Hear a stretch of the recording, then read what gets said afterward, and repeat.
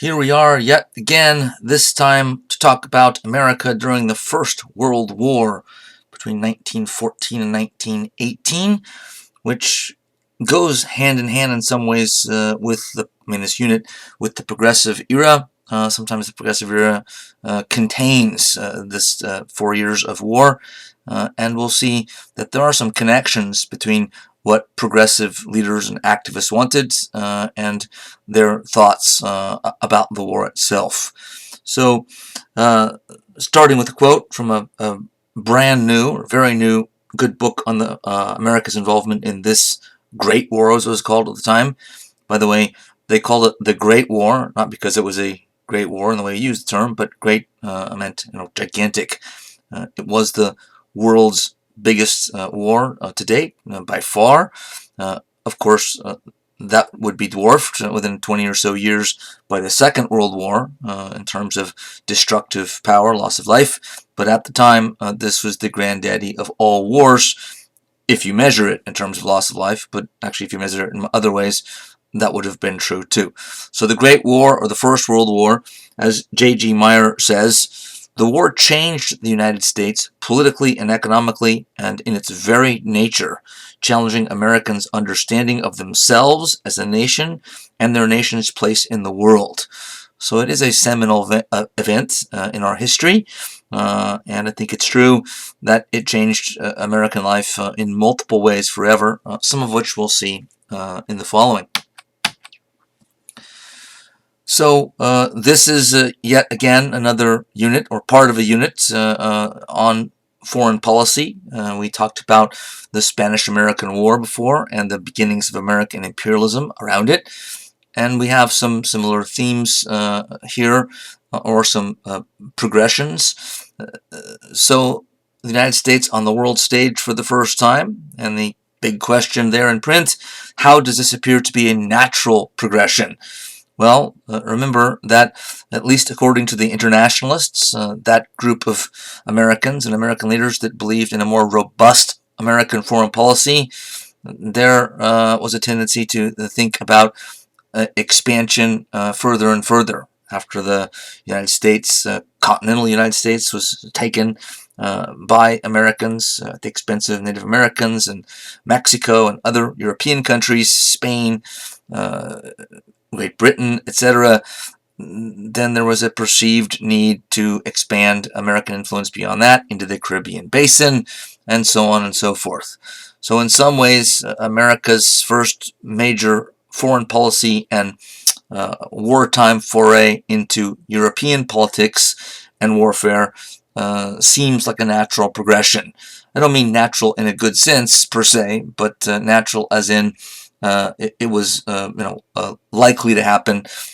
It sort of fits a pattern. It fits a process. The painting you see before you is the world's major leaders at the Paris Peace Conference of 1919, which convened for about 6 months in the City of Lights, Paris, France, to try to put the world back together again on the other side of World War I. Woodrow Wilson is in the painting, the American president during this war, alongside of the Prime Minister of Great Britain, President of France, and leader of Italy, along with other dignitaries.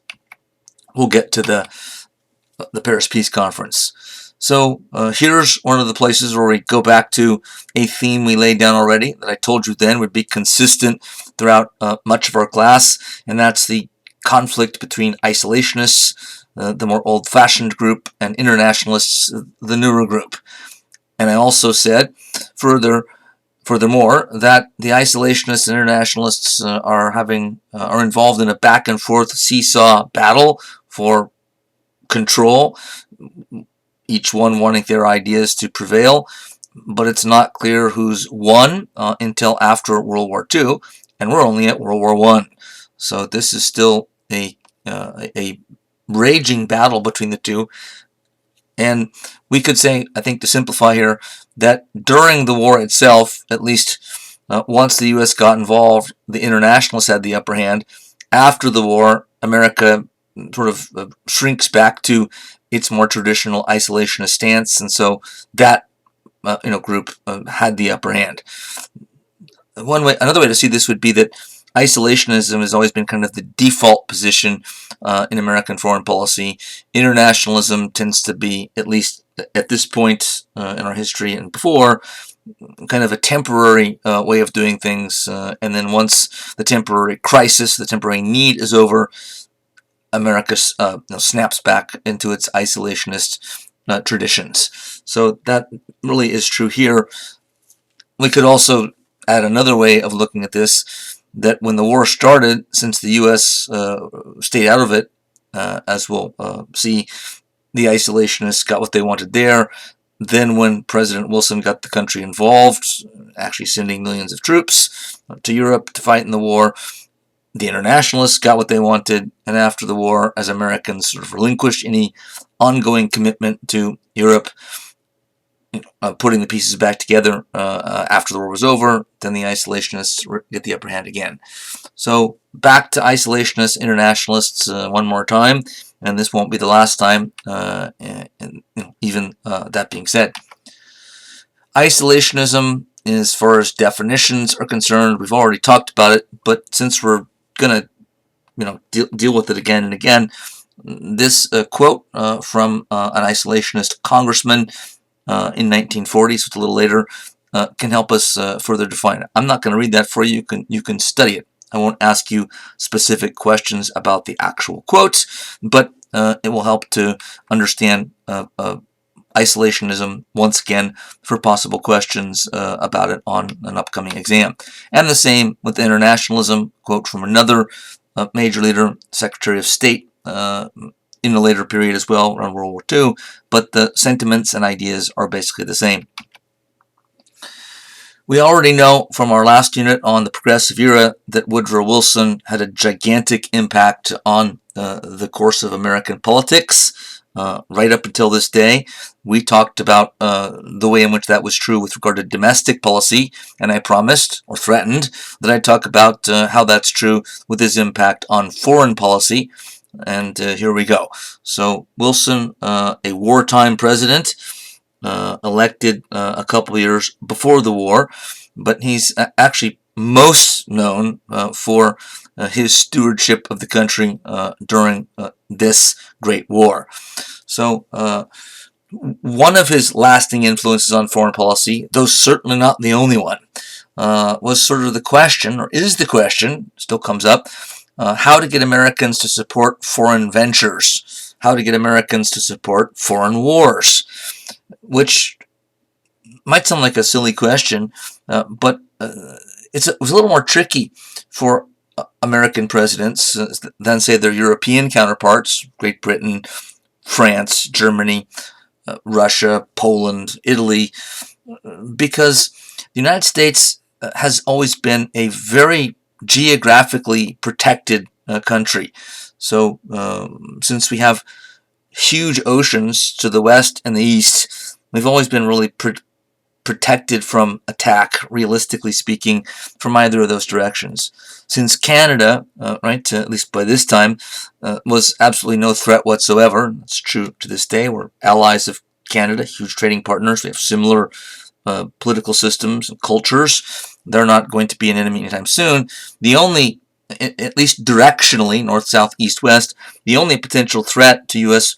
national security in the Western Hemisphere had always been from the south, and we know from a previous unit that the United States by this time had already taken great pains to lock up much of the territory, politics, control the economies of Latin American nations. So whether that's is a good or bad thing from a moral perspective is of course open to question, but from a strategic perspective it was surely the right thing to do, because it was the one direction where America could have been vulnerable.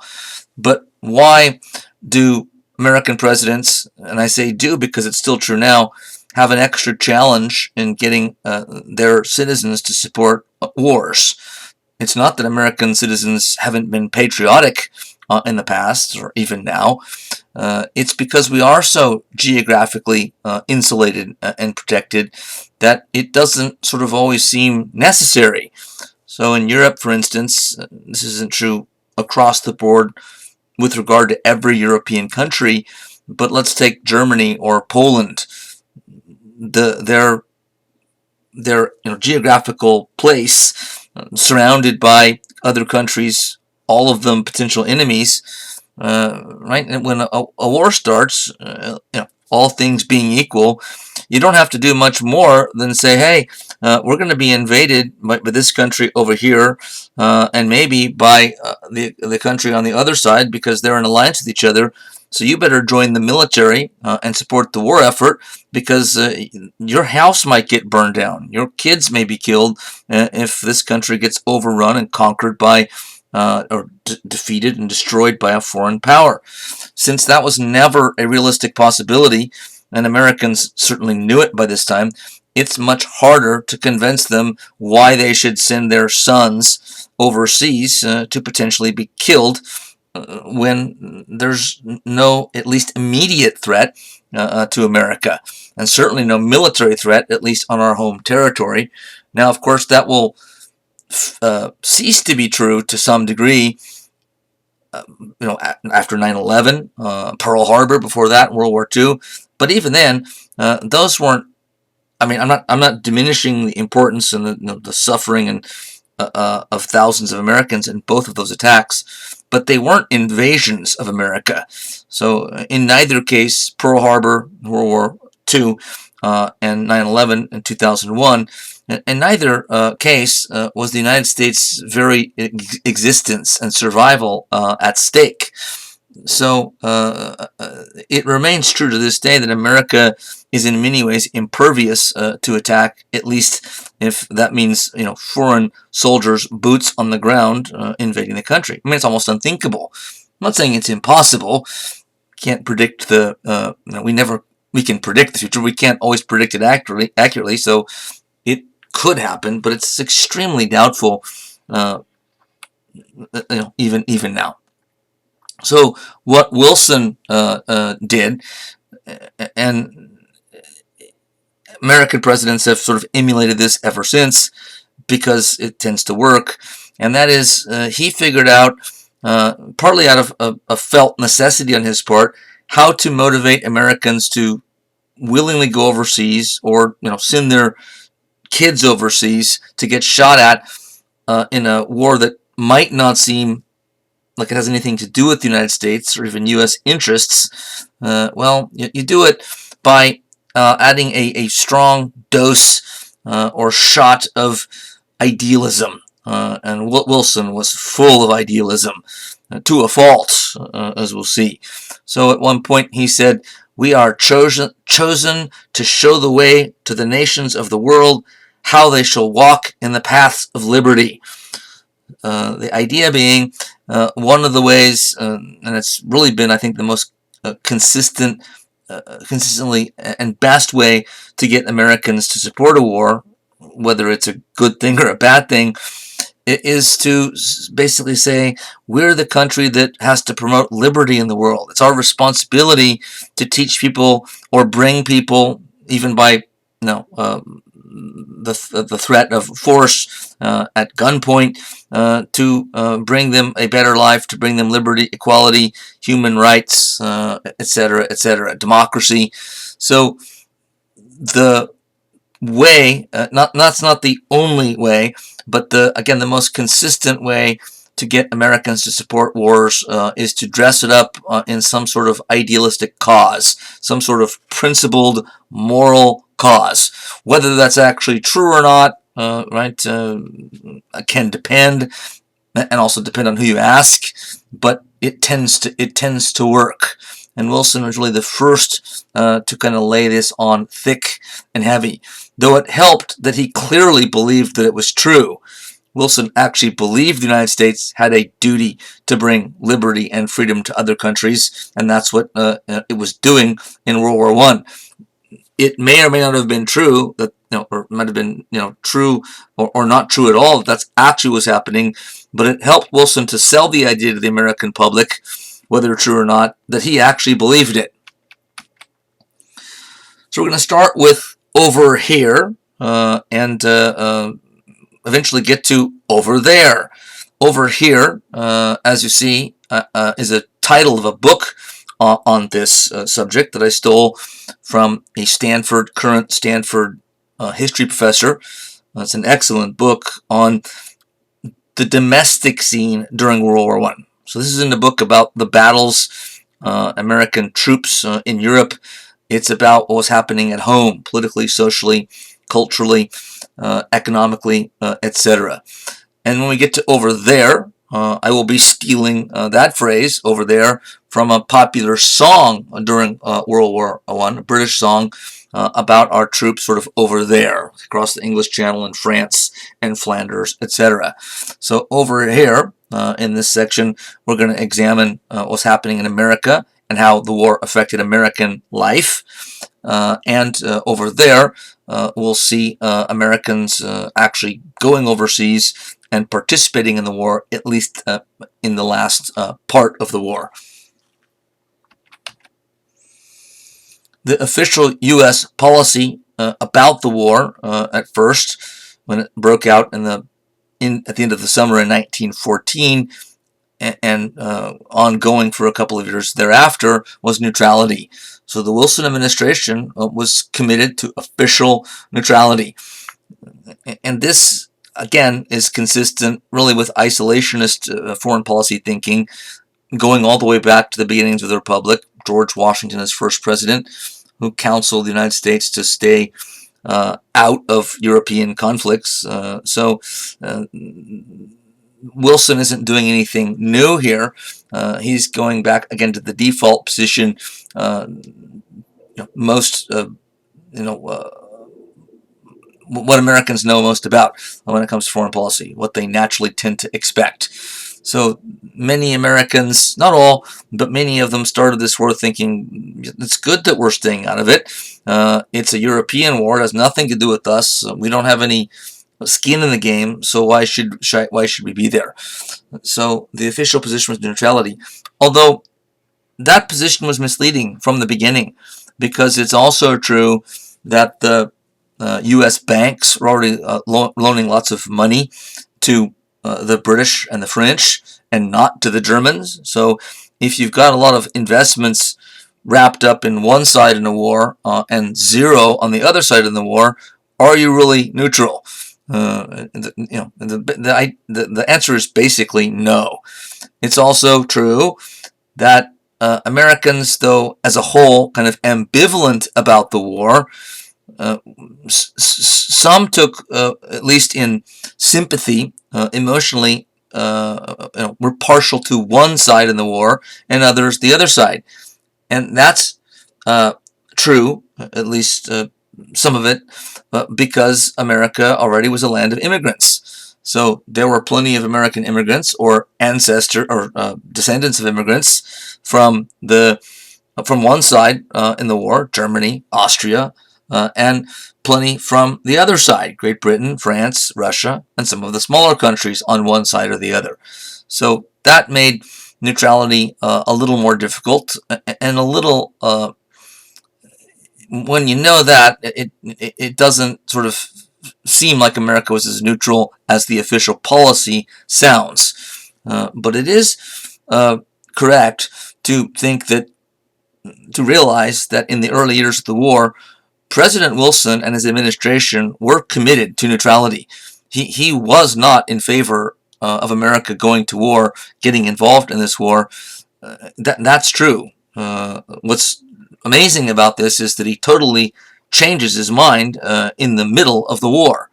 But it wasn't phoniness, or that he was lying here and his real true self, his true colors came out later in the war. He literally changed his mind and went from one extreme to another in his views on this war and America's part or lack thereof in it. So why did the U.S. eventually enter the conflict officially and move away from neutrality? Well, there are a number of reasons. We're going to keep it fairly simple and stick to the most known ones. The first of which is the Germans helped to push America into the war. So Wilson had wanted to stay out. Had the Germans not taken to violence against Americans in the way that we'll see in a moment. You can kind of see on the screen already. It's possible Woodrow Wilson wouldn't have changed his mind. Maybe it's likely that he wouldn't have changed his mind, and America would have stayed out of the war. But since the United States, though a neutral power, was shipping goods, as well as we mentioned, loaning money to one side in the war, the French and the British, and not the Germans, German U-boats or submarines took it upon themselves as a deliberate, specified policy, orders from the government, to start sinking American ships, passenger liners, though that wasn't the main goal, but the Lusitania here, sunk in 1915, became kind of a victim, the most famous victim, but only one of many. But what, of course, the German U-boats are mainly targeting is American shipping of goods that are going to Britain and France. And from the German perspective, we should be able to understand why they would do this, even though America was a neutral country. Since any supplies that are whatever, if it's food, blankets, medicine, whatever it might be, weapons are more obvious, but anything that they're shipping to Britain and France that's not going to Germany could be seen as, and was seen as, helping the British and French win the war. So from the German point of view, they're saying, we're not going to allow you, the United States, even though you're saying you're neutral, to ship goods to our enemies, which might help them, will probably help them to win the war. So they stuck with the policy for a time and sent thousands of tons of American ships to the bottom of the ocean, Atlantic Ocean, and thousands of Americans killed, particularly here in this attack. And this one, again, was on a passenger liner, not a cargo ship. However, it was, we now know that there were weapons aboard this ship that were going to Britain and France. The passengers, I'm sure, didn't know that, but whoever made this decision, and it may have been made in other instances of passenger liners going across the Atlantic, that's just negligent on the part of governments, and one can argue immoral, because passengers would know that there's some danger already by trying to cross the Atlantic with German U-boats there. But if they had known that there were weapons on board, they would know that it would be even more dangerous to get on that ship, assuming the Germans knew that, or the Germans wouldn't take a chance with it. So the Lusitania was sunk off the coast of Ireland. It was a British passenger liner, but there were 120 Americans killed when the ship was sunk by a torpedo from a German U-boat. So an increasing amount of public anger at Germany because American merchants were increasingly angered. Their products, their money is going to the bottom of the Atlantic, but American citizens being killed in the process, right, just sort of raises the temperature of Americans to a kind of a growing white heat. So much so that, especially after this much publicized attack, for obvious reasons, it's civilians, innocent people, not combatants in war. This raised so much controversy that the Germans rather wisely shut down their policy of warfare, U-boat warfare on the open seas, because they knew that if they keep doing it, America was probably going to declare war and get involved. And they desperately wanted to avoid that, for the obvious reason the United States was a major power. By this time, 1914, 1915, the United States was the #1 economy in the world, with a huge population, modern technology.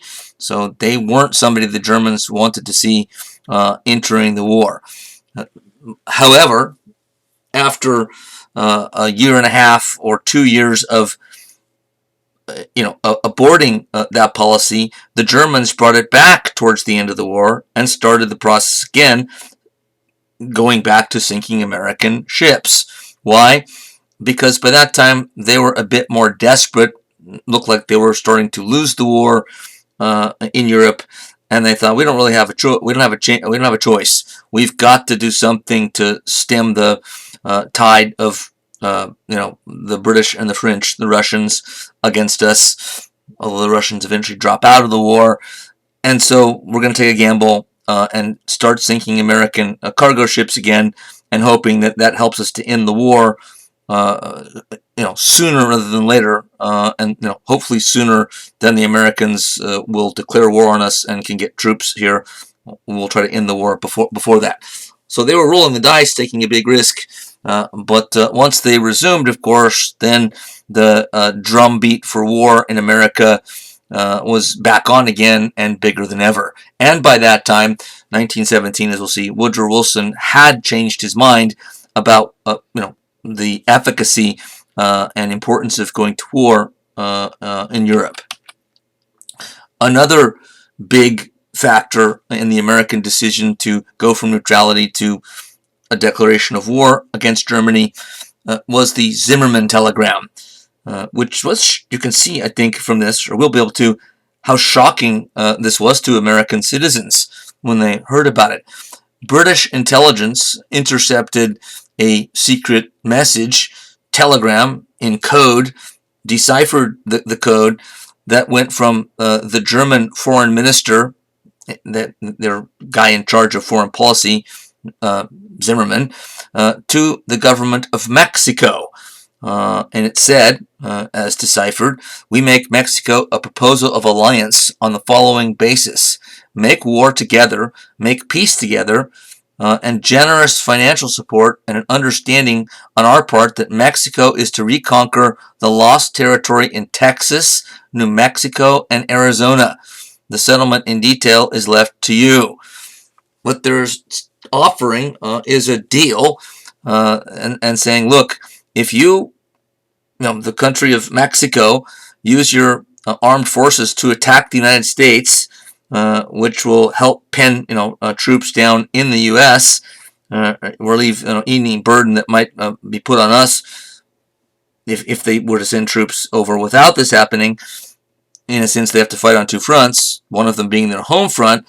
If you assist us in that way, we will make sure that after we win the war together, that in the peace treaty, that the United States is forced to give up the lost territories.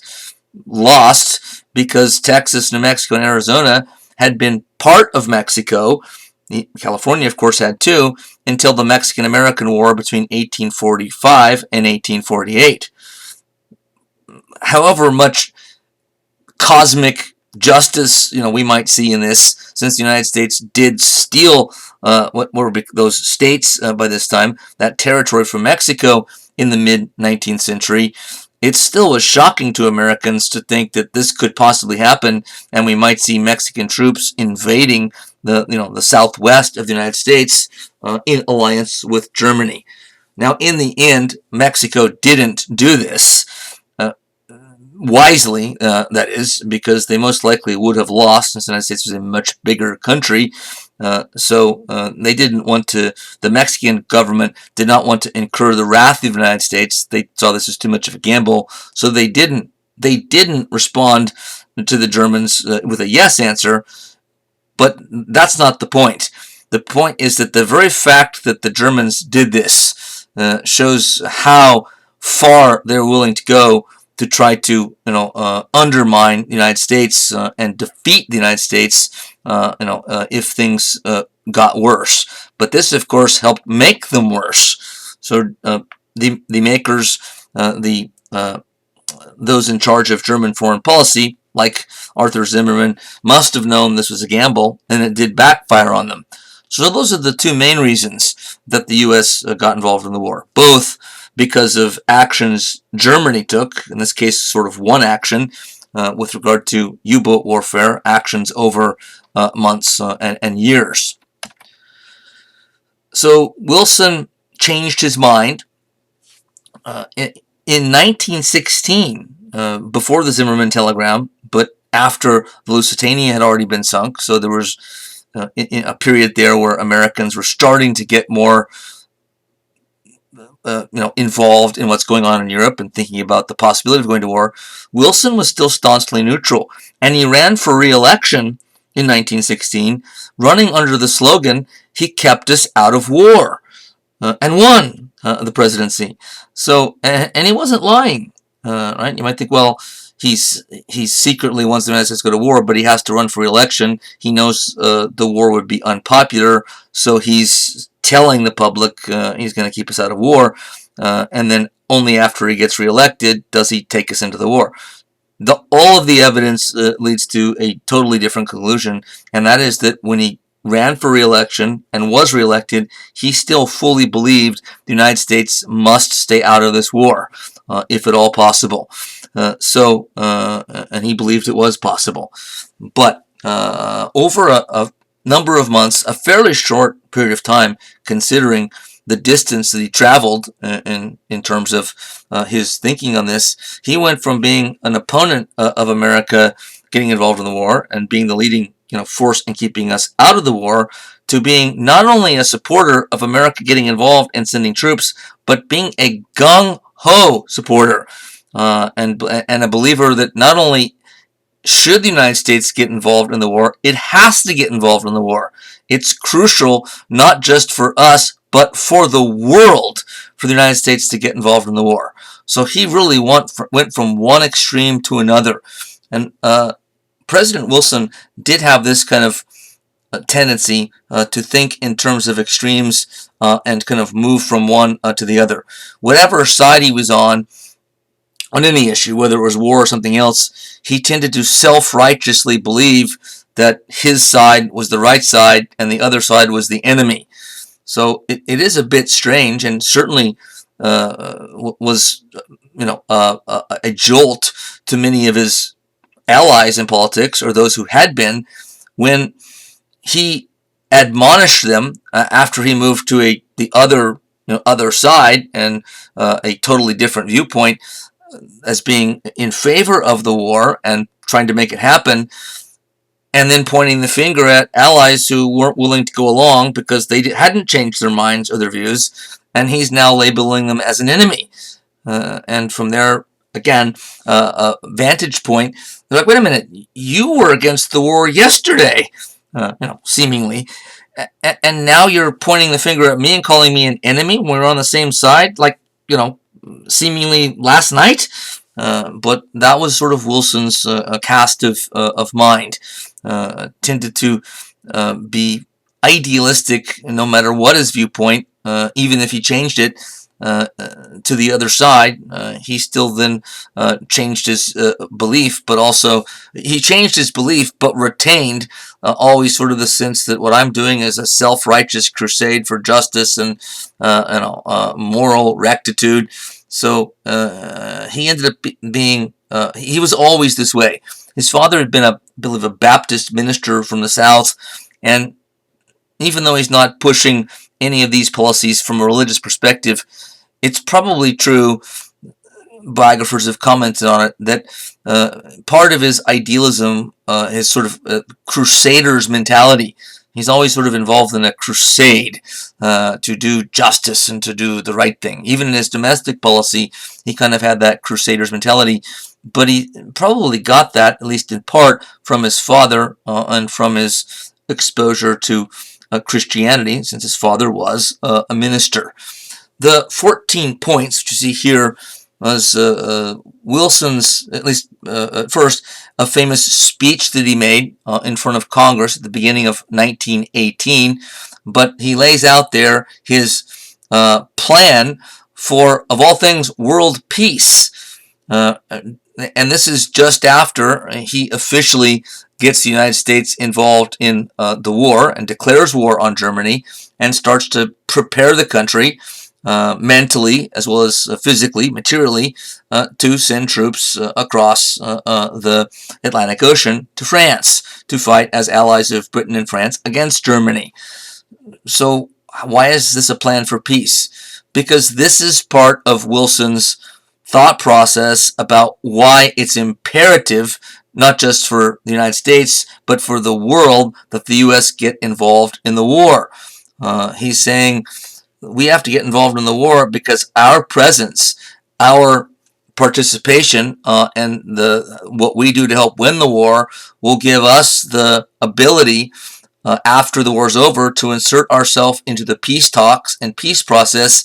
And I have a brilliant plan to keep the world from having to deal with this kind of a monstrous, gigantic world war ever again. And here's my plan in 14 points. So how to keep destructive warfare from ever happening again, in his mind, would require the United States to get involved in this present war, so it has a say in the peace process afterwards.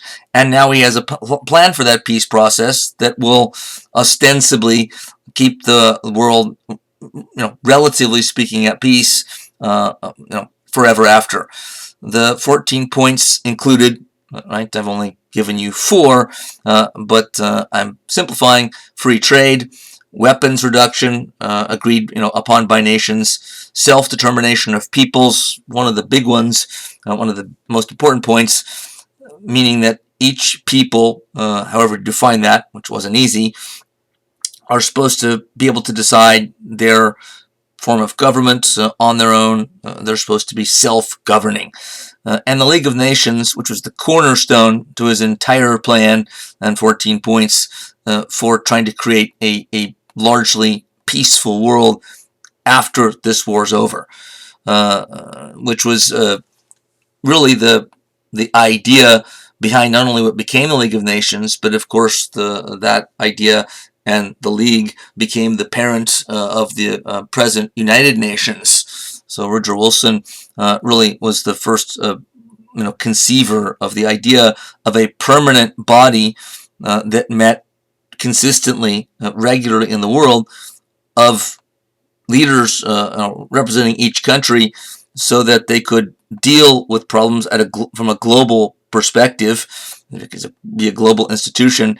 And though he was very idealistic, I'm sure he knew it wouldn't eliminate conflict or war entirely, but the idea was that a League of Nations, again, a permanent international body, would help to dampen down conflict. If a conflict was looming or had just started, the nations could get together and figure out ways to at least mitigate the damage and try to assist in bringing it to resolution, or even force the combatant countries fighting each other to stand down by sending peacekeeping forces or leaning on them in one way or another.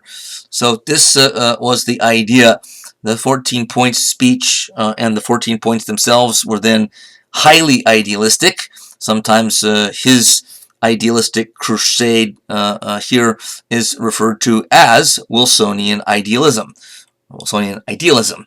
The emphasis is wrong there. Quoting G.J. Meyer again on his recent book on America in the First World War, he talks about Wilson claiming to abhor war, but, quote, saw his war, and he did start to refer to this as his war, which is already somewhat concerning, as a unique exception with a purpose that set it apart from every other war in history. It was going to liberate the whole of mankind. It would lead to just and lasting global peace, and so it was worth any sacrifice of blood and treasure. And because it was such a glorious cause, so incomparably noble, the president found it inconceivable that anyone might not want to join it. Just as Germany, if it was at war with Woodrow Wilson's United States, must be the most monstrous of nations, so too there must be something monstrous at work in the hearts of those who refuse to follow him at home. If such people couldn't see what he saw, they must be morally tainted, if not deranged, and they had to be stopped from spoiling everything. So he saw this in such idealistic good versus evil terms, and he being the good guy, America being the good guy, or at least American policy being the good guy, that he thought anyone that has any qualms or makes any dissent, any counter argument to full U.S. involvement in fighting this war must be a terrible person and must be attacked and must be shut down. So his idealism led him to kind of like an anything goes. The cause is so important that the ends justify the means.